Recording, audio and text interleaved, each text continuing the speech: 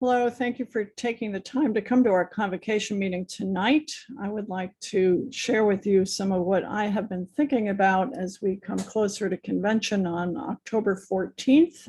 This is what I'll be talking about in my bishop's address at convention.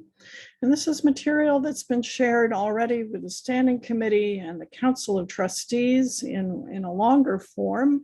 And there's an even longer form, a written form that I can make available to you. So that's why this is called the Bishop's Strategic Outlook in short. It's about as short as it's going to get. So I want to talk about 5 strategic priorities for us in our next season together as a diocese. And the first one is really what I would call an ontological priority. This is about something that is about our very being, about who we are as the community of Christ, the body of Christ here.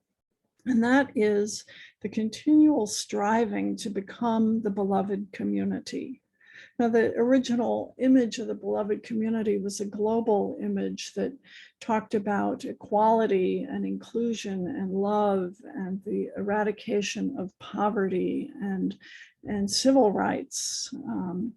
We think of it here, we've really narrowed that focus to talk about issues of social justice and especially issues of achieving an anti-racist identity for us in central Pennsylvania as Episcopalians, and to integrate that work so it's not just siloed into the work of one committee or one commission, but that it's throughout our diocese in everything that we do.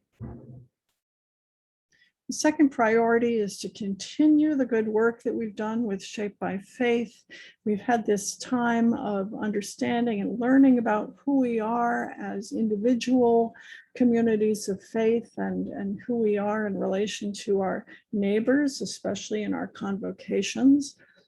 And we've begun to form plans for the changes that we'd like to make. And now the second phase of Shaped by Faith is the implementation phase, in which we will secure the funding, develop a disbursement protocol that will help us stay accountable to each other, and then begin to put those plans into action.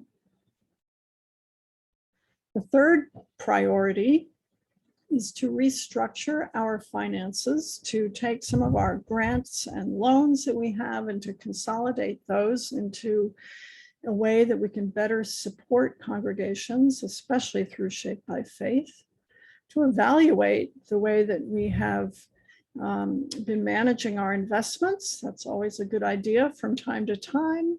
And to rework our diocesan fair share, the assessment formula. You'll see the fruit of that in the budget that will be presented tonight.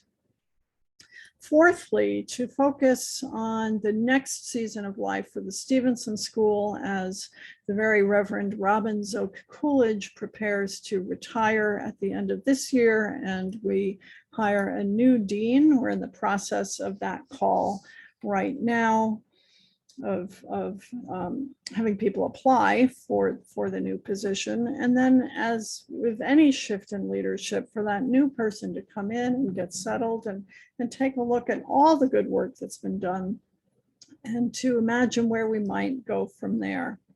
The Stevenson School is such a rich resource that we have for training both lay and ordained ministers here in central Pennsylvania and beyond. And then finally, with the departure of Robin and with the departure of Canon Dan Morrow for a new position in Munich, we have an opportunity to look at the way that our staff is structured and to imagine how we might best serve the diocese. And so we'll be taking a look not only at our own staff, but also working more closely with the Diocese of Bethlehem for shared ministry, the sharing of resources that they have and that we have, since our two dioceses are so similar and we can be more closely aligned in the future. So that's the recap: beloved community, shaped by faith, finance, the Stevenson School for Ministry, and collaboration for with the Diocese of Bethlehem in our next season together. And so we'll have a few minutes to talk, and I'd love to hear, where do you see the leading edges of this work, these 5 priorities already? What are the strengths that you see as we lead into the future? And what excites you about being in our diocese? What excites you about being an Episcopalian in central Pennsylvania? So thank you for your attention, and I look forward to our conversation, and I really look forward to our convention.